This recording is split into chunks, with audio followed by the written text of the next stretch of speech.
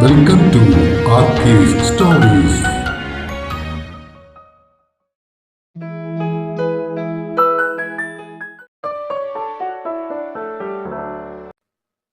ഒരു paying guest പ്രണയം ഭാഗം 3.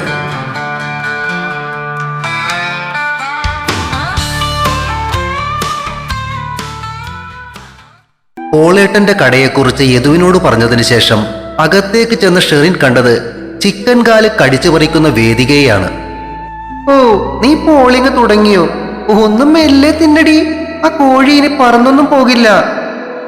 അവളുടെ ആക്രാന്തം കണ്ട് ഷെറിൻ ചിരിച്ചു. പിന്നെ മനുഷ്യനെ ഇവിടെ വിശന്നിട്ട് കണ്ണു കാണാൻ പറ്റുന്നില്ല, അപ്പോഴാ നിന്റെ വിശപ്പിപ്പ് മാറിക്കാണുമല്ലോ അല്ലേ? കുറച്ചു നേരം പോയില്ലേ ആ ചെറുക്കന്റെ ചോര ഊറ്റുന്നേ, അതുകൊണ്ട് ചോദിച്ചതാ.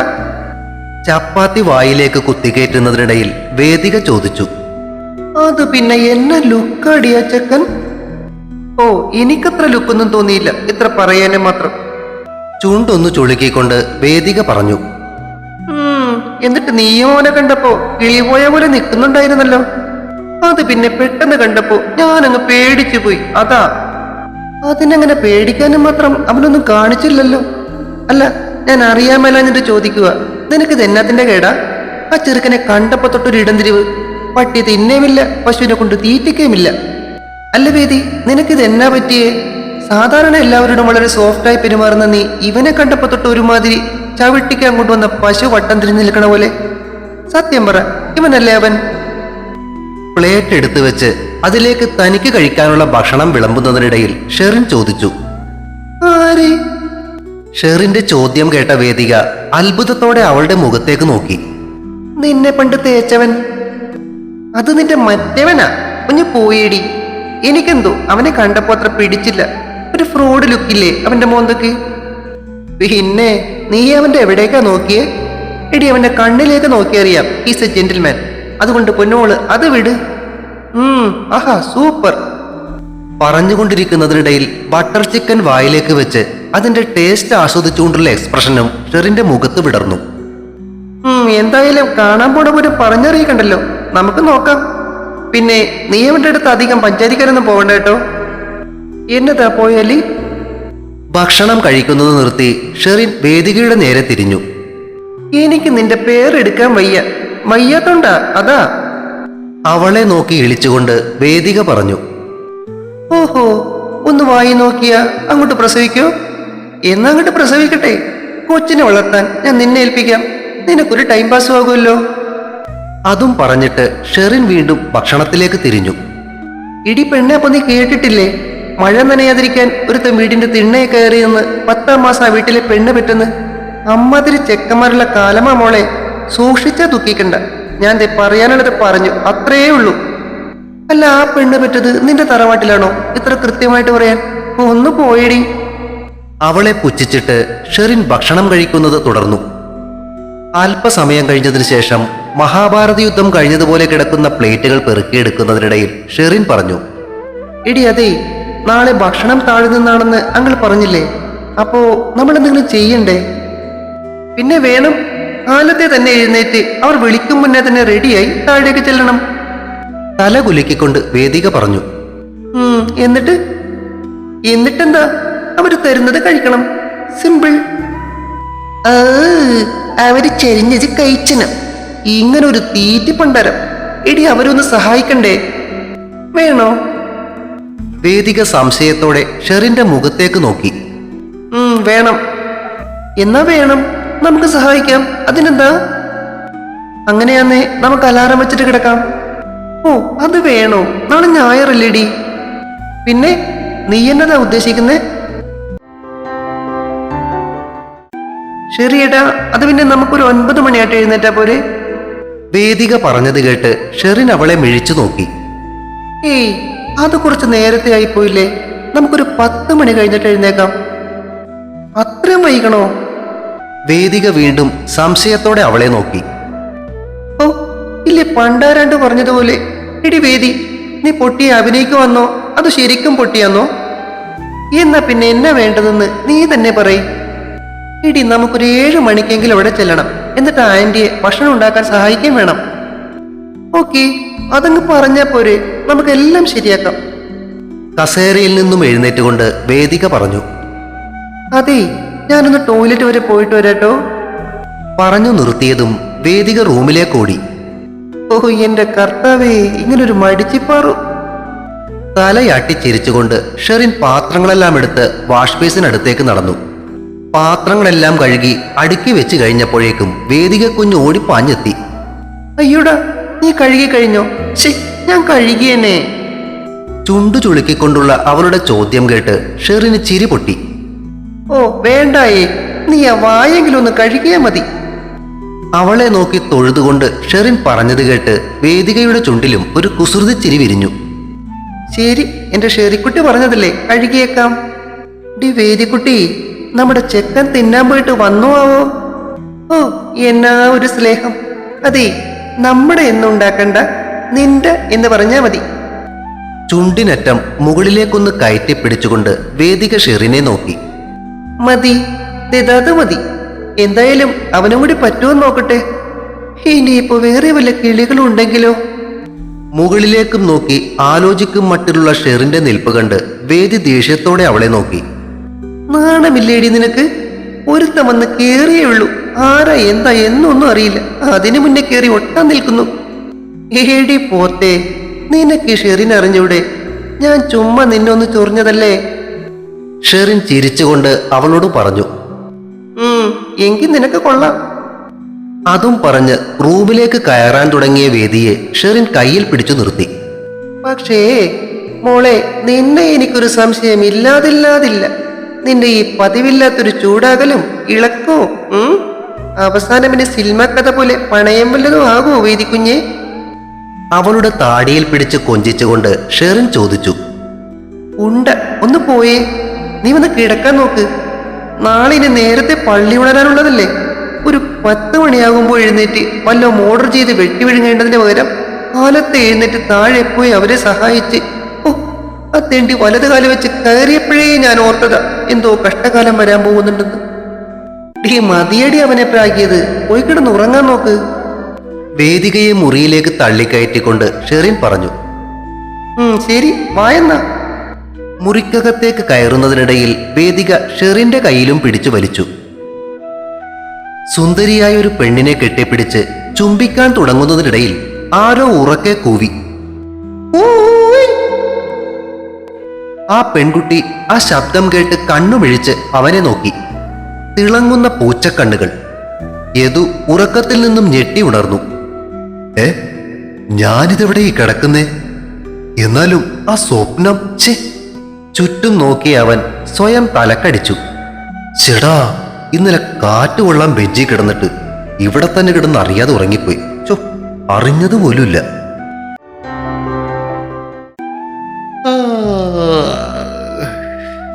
കൈകൾ മുകളിലേക്ക് വിടർത്തി കുടഞ്ഞുകൊണ്ടവൻ കോട്ടുവായിട്ടു. വീണ്ടും ഒരു കൂവൽ. തല തിരിച്ചു നോക്കിയപ്പോൾ പുഴയിൽ നിന്നുമാണത് കേൾക്കുന്നതെന്ന് അവന് മനസ്സിലായി. പുഴയിൽ 4-5 വഞ്ചികൾ കാണാം. ആ വഞ്ചികളിൽ കത്തിച്ചു വെച്ചിരിക്കുന്ന വിളക്കിന്റെ വെളിച്ചം ഇരുട്ടിൽ തെളിഞ്ഞു നിൽക്കുന്നു. യദു കയ്യിലെ വാച്ചിൽ നോക്കി. സമയം വെളുപ്പിന് 4:30 ആകുന്നതേയുള്ളൂ. വഞ്ചിക്കാർ മീൻ പിടിക്കുകയാണെന്ന് തോന്നുന്നു. അവർ തമ്മിലുള്ള കമ്മ്യൂണിക്കേഷനാണ് ആ കേട്ട കൂവൽ. കുറച്ചു നേരം കൂടി അതും നോക്കി അവൻ അങ്ങനെ തന്നെ ആ ബെഞ്ചിൽ ഇരുന്നു. പിന്നെ മെല്ലെ എഴുന്നേറ്റ് വീട്ടിലേക്ക് കയറി. ബൈക്കിന്റെ പുറകിൽ കെട്ടിവെച്ചിരുന്ന ബാഗും ഗിറ്റാറും എടുത്ത് റൂമിൽ കൊണ്ടുപോയി വെച്ചിട്ട് അവൻ വാഷ്റൂമിലേക്ക് കയറി. ഫ്രഷായി കഴിഞ്ഞപ്പോഴേക്കും സമയം 5 മണി. എന്തായാലും പതിവുള്ള ജോഗിംഗ് മുടക്കണ്ട. നൈക്കിന്റെ ഒരു ട്രാക്ക് സൂട്ടും സ്പോർട്സ് ഷൂസും ഇട്ട് പതിവുള്ള ജോഗിങ്ങിന് റെഡിയായി അവൻ പുറത്തേക്കിറങ്ങി. ഒന്ന് സ്ട്രെച്ച് ചെയ്ത ശേഷം അവൻ മെല്ലെ ഓടാൻ തുടങ്ങി. പുഴയുടെ കരയിൽ കൂടെ കാഴ്ചകൾ കണ്ടുകൊണ്ടുള്ള ആ ജോഗിംഗ് പുതിയൊരു അനുഭവമായിരുന്നു അവന്. പുഴക്കരയിൽ കൂടിയുള്ള ആ റോഡ് ഏകദേശം 1 കിലോമീറ്ററോളം ദൂരമുണ്ടായിരുന്നു. ഓടുന്നതിനിടയിൽ അവൻ വലതുവശത്തുള്ള പുഴയിലേക്കും ഇടതുവശത്തുള്ള വീടുകളിലേക്കും നോക്കിക്കൊണ്ടിരുന്നു. ചില വീടുകളിൽ ആളുകൾ എഴുന്നേറ്റിട്ടുണ്ടെന്ന് തോന്നുന്നു. അവിടെ ലൈറ്റുകൾ തെളിഞ്ഞിട്ടുള്ളത് കാണാം. 1-2 സ്ഥലത്ത് ചിലർ പുഴയിലേക്ക് നോക്കി നിൽക്കുന്നുണ്ട്. എന്തിനാണാവോ? അതിൽ ചിലർ അവനെ സൂക്ഷിച്ചു നോക്കുന്നുമുണ്ട്. അരമണിക്കൂർ കൊണ്ട് ഒരു റൗണ്ട് ഓടി തിരികെ എത്തിയപ്പോൾ വീടിന് മുന്നിലെ പുഴക്കരയിൽ വർഗീസ് അങ്കിൾ നിൽക്കുന്നുണ്ട്. യദു പുള്ളിയുടെ അടുത്തേക്ക് ചെന്നു. Good morning uncle. എന്താ കാലത്ത് എവിടെ നിൽക്കുന്നേ? ആ നീയാണാ? കാലത്ത് അതിന്റെ ജോഗിങ്ങിന് പോയോ? യെസ്, പണ്ട് തൊട്ടേയുള്ള ശീലമാ. അത് കൊള്ളാം. അത്യാവശ്യം വർക്കൗട്ടൊക്കെ ചെയ്യുന്നത് നല്ലത് തന്നെയാ. അങ്ങനെ ജിമ്മിലൊന്നും പോകാറില്ല. പക്ഷെ തറവാട്ടിൽ അപ്പൂപ്പൻ ആളൊരു പഴയ കളരിയാശാന. പുള്ളിയുടെ വീരവാദം കേട്ട് ചെറുപ്പം മുതൽ കളരി പഠിച്ചിട്ടുണ്ട്. അവിടെ തറവാട്ടിൽ തന്നെ പുള്ളി നടത്തുന്ന കളരിയിൽ. അതിന്റെ പ്രാക്ടീസ് ചെയ്യാറുണ്ടെന്ന് മാത്രം. പിന്നെ അങ്കിളെന്താ രാവിലെ ഇവിടെ നിൽക്കുന്നേ? അതോ, ദാ ആ വഞ്ചി ഇങ്ങോട്ട് വരുന്ന കണ്ടോ? അവന്മാര് പിടിച്ച മീൻ ഇവിടെ കരയിൽ വിൽക്കാറുണ്ടേ. ഞാനത് വാങ്ങാൻ നിൽക്കുക. ഇന്നത്തേക്കുള്ള ബീഫും താറാവും ഒക്കെ ഇന്നലെ തന്നെ വാങ്ങിയിരുന്നു. മീൻ ഇവിടെ നിന്ന് അസാധാരണ വാങ്ങുന്നേ. നല്ല ഫ്രഷ് സാധനം കിട്ടും. പുഴയിലേക്ക് കൈ ചൂണ്ടി കാണിച്ചുകൊണ്ട് അങ്കിൾ പറഞ്ഞത് കേട്ട് അവൻ പുഴയിലേക്ക് നോക്കി. ചില വഞ്ചികൾ പല ഭാഗത്തായി കരയിലേക്ക് അടുത്തുകൊണ്ടിരിക്കുന്നത് അവൻ കണ്ടു. ഓ, അപ്പോ അതാണല്ലേ ചിലര് പുഴക്കരയിൽ നിൽക്കുന്നത് കണ്ടത്. ആലോചിക്കുന്നതിനിടയിൽ ഒരു വഞ്ചി അവരുടെ അടുത്തേക്ക് അടുപ്പിച്ചിരുന്നു. ആ വർഗീസേട്ടോ, നല്ല കാളാഞ്ചുണ്ട്. ആ പിന്നെ തിരുത, ചെമ്മീൻ, കൂടത്തെ നല്ല ഞണ്ടുണ്ട്. കെട്ടിയിൽ നിന്നും എടുത്തതാ, എടുക്കട്ടെ? ഓ, ഞണ്ട് വേണ്ടടാവേ. അത് അവൾക്ക് ഇപ്പോഴും വെട്ടാൻ പേടിയാ. ആ കാളാഞ്ചി എടുക്കാം. ഏതോ എന്തു പറയുന്നു, കാളാഞ്ചി കഴിച്ചിട്ടുണ്ടോ? കറി വെച്ചാ സൂപ്പറാ. ഓ ഉണ്ടെങ്കിൽ, ഞാനിവിടെ സ്ത്രീയുടെ വീട്ടിൽ പലപ്പോഴും വരാറുണ്ട്. അവിടെ വെച്ച് കഴിച്ചിട്ടുണ്ട്. പിന്നെ നമുക്ക് ഞണ്ട് വാങ്ങിയാലോ? ഞാൻ ശരിയാക്കാം. നിനക്കതൊക്കെ അറിയാമോ? അങ്കിൾ അത്ഭുതത്തോടെ അവനെ നോക്കി. പിന്നെന്താ, കുക്കിങ്ങും തീറ്റയുമാണ് എന്റെ മെയിൻ അങ്കിളെ. അവൻ വർഗീസ് അങ്കിളിനെ നോക്കി ചിരിച്ചു. ആ പൈലേ, എന്നാ കാളാഞ്ചി ആ വലുത് തന്നെ എടുത്തോ. ആ പിന്നെ ഞണ്ട് അതെന്തോരം വേണം ഏതോ? വീട്ടിലെങ്ങനെ എല്ലാവരും കഴിക്കുമോ അങ്കിൾ? പിന്നെ തിരിച്ച് കഴിക്കാത്ത എന്തും ഞങ്ങൾ കഴിക്കും. അപ്പോ എനിക്ക് വഴി തെറ്റിയില്ല. എത്തേണ്ട അടുത്ത് തന്നെ എത്തിയത്. നമുക്ക് ഒരു 3 കിലോ വാങ്ങാം. അതെന്റെ വക. ഹേയ്, അതൊന്നും വേണ്ട, ഞാൻ വാങ്ങിച്ചോളാം. നീ ശരിയാക്കി എടുത്താ മതി. അങ്ങനെ കാളാഞ്ചിയും ഞണ്ടും വാങ്ങി അവർ വീട്ടിലേക്ക് കയറി. നേരം വെളുത്തു വരുന്നതേ ഉണ്ടായിരുന്നുള്ളൂ. ആന്റി അങ്കിളിനെയും പ്രതീക്ഷിച്ച് വാതിൽക്കൽ തന്നെ നിൽക്കുന്നുണ്ട്. ആഹാ, ഏതു നീ രാവിലെ ഓടാൻ പോയോടാ? അതെ ആന്റി. എന്നതാ കിട്ടിയതാച്ചായോ? എടി, ഇതേ നല്ല കാളാഞ്ചിയുണ്ട്, പിന്നെ ഞണ്ടും. ഈശോയെ, എന്നത്തിനാ ഞണ്ട് വാങ്ങിയേ? അതിനെ ആര് ശരിയാക്കാനാ? നിങ്ങൾക്ക് അറിയത്തില്ലയോ എനിക്കത് വെട്ടാൻ തന്നെ വേടിയാന്ന്? എടി, അത് നമ്മുടെ ഏത് ശരിയാക്കും. നീ ഒന്നും അറിയണ്ട അല്ലടാ. പിന്നെന്താ ആന്റി, ഇന്നത്തെ കാര്യം ഞാൻ ഏറ്റു. ആട്ടെ, ഇന്നിവിടെ എന്താ ആന്റിയുടെ പ്ലാൻ? അപ്പൊ നിനക്ക് കുക്കിംഗ് ഒക്കെ അറിയാമോ? ഡോണ്ട് വറി ആന്റി, നമുക്ക് റെഡിയാക്കാന്നേ. ഞാൻ അന്നേ കാലത്ത് അപ്പം താറാമപ്പാസം ഉണ്ടാക്കാൻ തീരുമാനിച്ചിരിക്കുന്നേ. പിന്നെ ഉച്ചക്കത്തേക്ക് ചോറ്, കപ്പ, മീൻകറി, ബീഫ് റോസ്റ്റ്, കൂടാതെ മോരുകറി, കുറച്ച് പച്ചക്കറി. ഇത്രയാ ഞാൻ ഉദ്ദേശിച്ചിട്ടുള്ളൂ. ഓക്കെ, അപ്പോ താറാവ്, ബീഫ്, ഞണ്ട് ഇത്ര ഞാൻ ഏറ്റു. ബാക്കി ആന്റി റെഡി ആയിക്കോ. ഞാനൊന്ന് കുളിച്ച് റെഡിയായി, ഇപ്പൊ തന്നെ വരാം. അതും പറഞ്ഞ് ഇതു നേരെ മുകളിൽ റൂമിലേക്ക് പോയി. കുളിയെല്ലാം കഴിഞ്ഞ് ഒരു 3/4 ഹാഫ് കൈ ബനിയനുമിട്ട് താഴെ എത്തിയപ്പോഴേക്കും ആന്റി താറാവ് മുറിച്ച് റെഡിയാക്കിയിരുന്നു. ഇത് വരുന്നത് കണ്ട് അങ്കിളും അവന്റെ ഒപ്പം അടുക്കളയിലേക്ക് ചെന്നു. ആന്റി അവൻ പറഞ്ഞ അളവിലുള്ള ഉള്ളി, വെളുത്തുള്ളി, ഇഞ്ചി, പച്ചമുളക്, കുരുമുളക്, കറിവേപ്പില, മല്ലി, മസാല എല്ലാം എടുത്തു കൊടുത്തു. കറുകപ്പട്ടയ്ക്ക് പകരം സർവ്വസുഗന്ധി ഇടുന്നത് നല്ലതാണെന്ന് പറഞ്ഞത് കേട്ട് ആന്റി പുറകിൽ വളർത്തിയിരുന്ന സർവ്വസുഗന്ധിയിൽ നിന്നും കുറച്ചിലകളും പൊട്ടിച്ചു കൊണ്ടുവന്ന് കൊടുത്തു. ഓക്കെ, എന്നാ നമുക്ക് തുടങ്ങാം. എല്ലാം അടുപ്പിച്ചു വെച്ചതിന് ശേഷം അവൻ ചോദിച്ചത് കേട്ട് അവർ രണ്ടുപേരും തലകുലുക്കി. അങ്കിളും ആന്റിയും യദുവിന്റെ ഇരുവശത്തും നിന്ന് നോക്കി നിൽക്കെ അവൻ ജോലി തുടങ്ങി. ചേരുവകളെല്ലാം ചേർക്കേണ്ടതുപോലെ അരിഞ്ഞും ചതച്ചും ചേർത്ത് ഒരു വലിയ കറിച്ചട്ടി ചെറുതീയിൽ വെച്ച് ചൂടാക്കി അതെല്ലാം വേണ്ടതുപോലെ ഇട്ടിളക്കി ചേർത്ത് അതിൽ വേവിച്ച താറാവിറച്ചിയും ചേർത്ത് അല്പം തേങ്ങാപ്പാലും ചേർത്തിളക്കി കറി റെഡിയാക്കി. അവസാനം കുറച്ച് കശുവണ്ടി അരച്ച് ചേർത്തതും തേങ്ങയുടെ തലപ്പാലും കൂടി ചേർത്ത് ഒന്നുകൂടി ഇളക്കിയെടുത്ത് അവസാനിപ്പിച്ചു. അതിൽ നിന്നും ഒരു കഷ്ണവും അല്പം ചാറും എടുത്ത് ഒരു പ്ലേറ്റിലാക്കി അവൻ ആന്റിക്ക് കൊടുത്തു. എന്നിട്ട് എങ്ങനെയുണ്ടെന്ന് പറയാൻ പറഞ്ഞു. അതിന്റെ ചൂടൊന്ന് ഊതിയാറ്റി അല്പം എടുത്ത് വായിൽ വെച്ച ആന്റി കണ്ണുമിഴിച്ച് അവനെ നോക്കി. എടാ ചെക്ക, ഇത് സൂപ്പറാണല്ലോ. ഞാനും ഇതുപോലെയൊക്കെ തന്നെയാ വെക്കുന്നേ, പക്ഷെ ഇത്ര ടേസ്റ്റ് വരാറില്ല. ദേ, ഇതിന്റെ കൂട്ടിന്റെ അളവുകളൊക്കെ എനിക്കൊന്ന് പറഞ്ഞു തരണേ. പിന്നെന്താ, അത് ഞാൻ എഴുതരാൻ ആന്റി. സൂപ്പർ. എന്തായാലും നിന്നെ കെട്ടുന്നവൾ ഭാഗ്യമുള്ളവളാ. തലയാട്ടിക്കൊണ്ട് ആന്റി പറഞ്ഞത് കേട്ട് അവനൊന്ന് ചിരിച്ചു. എന്റെ അമ്മോ, ആ പരിപാടി നമുക്ക് വേണ്ടായേ. അവൻ കൈകൂപ്പി. കല്യാണം വേണ്ടെന്ന് പറഞ്ഞത് കേട്ടതും ആന്റി അവന് നേരെ തിരിഞ്ഞു. അതെന്നതാടാ ചക്ക അങ്ങനെ? നിനക്കിനി വല്ല ലൈനും ഉണ്ടോ? അല്ല, ഇപ്പോഴത്തെ പിള്ളേരായതുകൊണ്ട് ഒന്നും പറയാൻ പറ്റില്ല, അതാ ചോദിച്ചേ. അവന്റെ കല്യാണം അവന്റെ വീട്ടുകാരെ ആലോചിച്ചോളൂ. നീ ആയിട്ടിന് സമാധാനത്തോടെ ജീവിക്കണ ഒരു ചെറുക്കനെ പിടിച്ചേ കുരിശി തറക്കണ്ട, കേട്ടല്ലോ. അല്ലേ, അതെന്നെ വർത്തമാനമാ മനുഷ്യ നിങ്ങൾ പറയുന്നേ? ഈ ചെക്കൻ നിക്കണ് മാത്രമല്ല, നല്ലൊരു ദിവസമായിപ്പോയി. ഇല്ലേ ഞാനിതിന് മറുപടി പറഞ്ഞേനെ. അല്ല, കല്യാണം കഴിക്കുന്നത് കുരിശി തറക്കുന്ന പോലെയാന്ന്. അല്ല പിന്നെ. ആന്റി റേസ് ആയി വരുന്നത് കണ്ടതും അങ്കിൾ ആന്റിയുടെ അടുത്തു നിന്നും അല്പം മാറി നിന്നിട്ട് വായടച്ചു. അപ്പോ ബീഫിന്റെ പണി നമുക്ക് ബ്രേക്ക്ഫാസ്റ്റ് കഴിഞ്ഞിട്ട് തുടങ്ങാം, അതുപോരെ? താറാവ് കറി അടുപ്പത്തു നിന്നും വാങ്ങി വെച്ചിട്ട് അവൻ ചോദിച്ചു. ഓ, അത് മതി. അപ്പോഴേക്കും വേദയും ഷെറിനും കൂടി വരുമല്ലോ. രണ്ടുപേരും കൂടി ഒന്ന് കണ്ടുപിടിക്കട്ടെ ഇതെല്ലാം, അല്ലേ അച്ചായോ? അവർ വർഗീസ് അങ്കിളിനെ നോക്കി ചോദിച്ചു. പിന്നെ ഇപ്പൊ പഠിക്കും. ഭക്ഷണം വിളമ്പി വെച്ച വാരി തരുമോന്ന് ചോദിക്കണ പിള്ളേരാ പഠിക്കാൻ പോണത്. ആന്റി ഒരു കാര്യം ചെയ്യ്, അപ്പം റെഡി ആയിക്കോ. ഇപ്പോ 7 മണിയല്ലേ ആയിട്ടുള്ളൂ. ഞാനൊന്ന് റൂമിൽ പോയിട്ട് വരാം. ശരി, ദേ നീ അധികം വൈകരുത് കേട്ടോ. ബാക്കിയെല്ലാം ചെയ്യാനുള്ളതാ. ഇനി മറ്റേ പിള്ളേര് എപ്പോ വരുമോ ആവോ. ഓക്കെ ആന്റി, ഞാൻ വേഗം വരാം. എന്തായാലും നമുക്ക് ബാക്കി പരിപാടി ഒരു 8 മണി കഴിഞ്ഞ് തുടങ്ങിയാൽ മതി. അങ്ങനെയാന്നേ അതിനു മുന്നേ നമുക്ക് ബ്രേക്ക്ഫാസ്റ്റ് കഴിക്കാം. പുറത്തേക്കിറങ്ങി അവനോട് പുറകിൽ നിന്നും ആന്റി വിളിച്ചു പറഞ്ഞു. ഓ ഓക്കെ ആന്റി. മുകളിലേക്കുള്ള സ്റ്റെപ്പിന് നേരെ നടക്കുന്നതിനിടയിൽ അവൻ മറുപടിയും കൊടുത്തു. അമ്മുവിനെ കാലത്തെ തന്നെ വിളിച്ച് വിഷ് ചെയ്തേക്കാം. ഇല്ലേ, അത് മതി പെണ്ണിന്. മുകളിലേക്ക് നടക്കുന്നതിനിടയിൽ അവൻ ആലോചിച്ചു. നേരെ മുകളിൽ റൂമിൽ ചെന്ന് ഫോൺ എടുത്ത് അവൻ അവളുടെ നമ്പർ ഡയൽ ചെയ്തു. അമ്മുവിന്റെ ഫോൺ റിങ് ചെയ്യുന്നുണ്ട്, പക്ഷെ എടുക്കുന്നില്ല. ഓ, 7 മണിയല്ലേ ആയുള്ളൂ, അവൾ എഴുന്നേറ്റിട്ടുണ്ടാവില്ല. അതോർത്തപ്പോൾ ഒരു ചെറുചിരി അവന്റെ ചുണ്ടിൽ വിരിഞ്ഞു. പക്ഷെ അപ്പോൾ തന്നെ അവളുടെ ഫോണിൽ നിന്നും തിരിച്ച് കോൾ വന്നു. കോൾ അറ്റൻഡ് ചെയ്ത് ചെവിയിലേക്ക് വെച്ചപ്പോൾ തന്നെ അവൾ തുടങ്ങി. Hello, good morning. എന്തായിട്ട് രാവിലെ?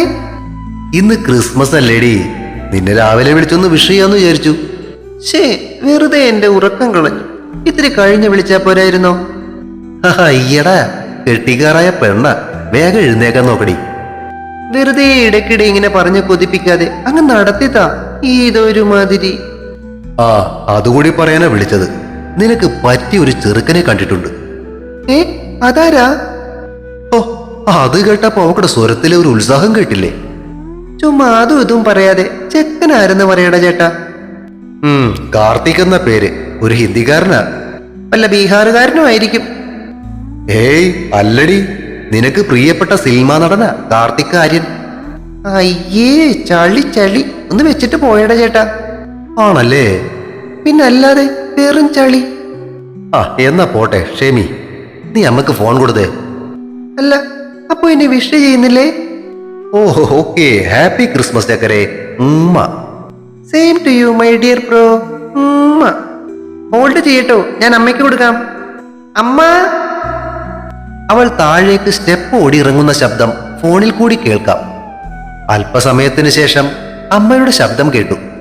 ഹലോ യദുക്കുട്ടാ. ഹായ് അമ്മ, ഹാപ്പി ക്രിസ്മസ്. നിന്റെ ഭക്ഷണമൊക്കെ എങ്ങനെയാ? ഇന്ന് വല്ലതും കഴിച്ചോ?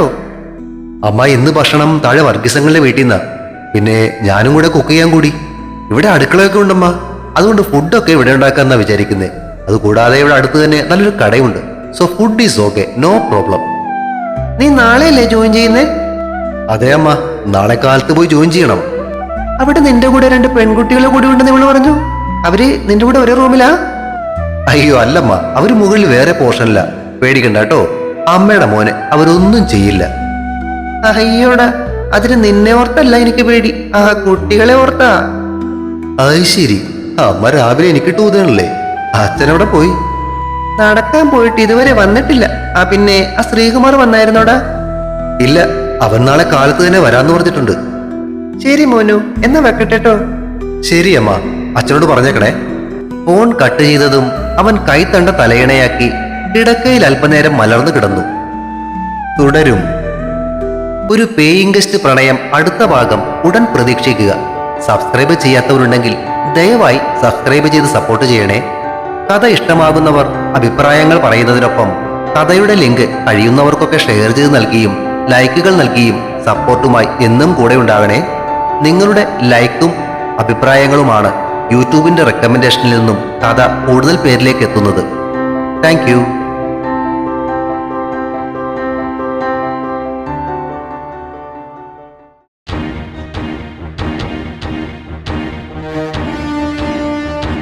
See you soon.